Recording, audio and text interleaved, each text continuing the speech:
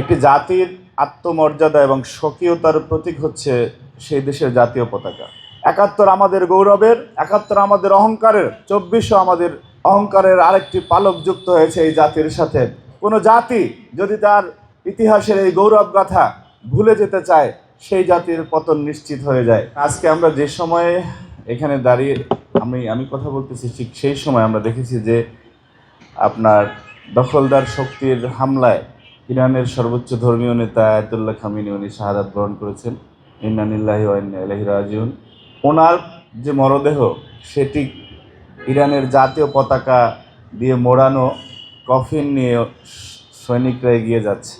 আমরা দেখেছি যে বাংলাদেশের বিভিন্ন স্বাধিকার আন্দোলনে এবং পৃথিবীর বিভিন্ন স্বাধিকার আন্দোলনে, অধিকার আদায়ের আন্দোলনে পতাকা হাতে নিয়ে, বিশেষ করে জুলাই গণঅভ্যুত্থান আমরা দেখেছি আমাদের ভাই বোনেরা, সহযোদ্ধারা পতাকা মাথায় পেঁচিয়ে হাতে নিয়ে আমরা স্বাধিকার আদায়ের আন্দোলন, ফ্যাসিবাদ বিরোধী আন্দোলন, পতাকাকে আমরা সাথে নিয়ে এটিকে একটি চেতনার বার্তাবাহক হিসেবে আমরা আন্দোলন সংগ্রামেও আমরা পতাকাকে নিয়ে থাকি। একটি জাতির আত্মমর্যাদা এবং স্বকীয়তার প্রতীক হচ্ছে সেই দেশের জাতীয় পতাকা।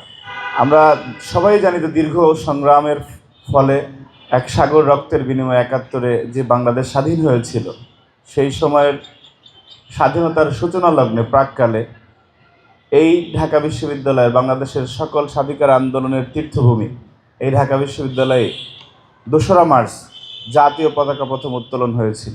এই পতাকার মান, এই পতাকার ইজ্জত আমাদের জাতির ইজ্জতের সাথে জড়িত। আমরা অনেক সময় দেখি যে পতাকার অবমাননা হলে আমরা রাজপথে নেমে পড়ি, প্রতিবাদে ফেটে পড়ি।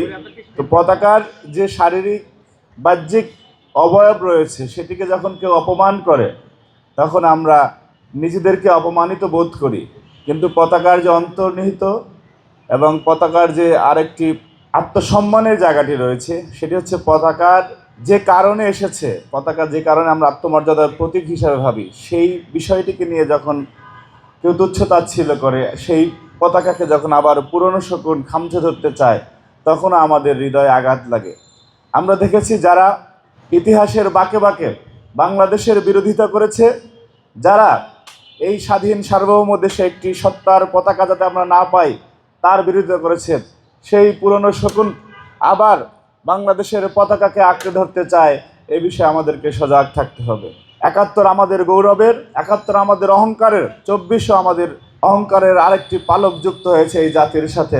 সবচেয়ে সুস্বাদু হালিম রাঁধুনি হালিম, হালিম হোক রাঁধুনি হালিম।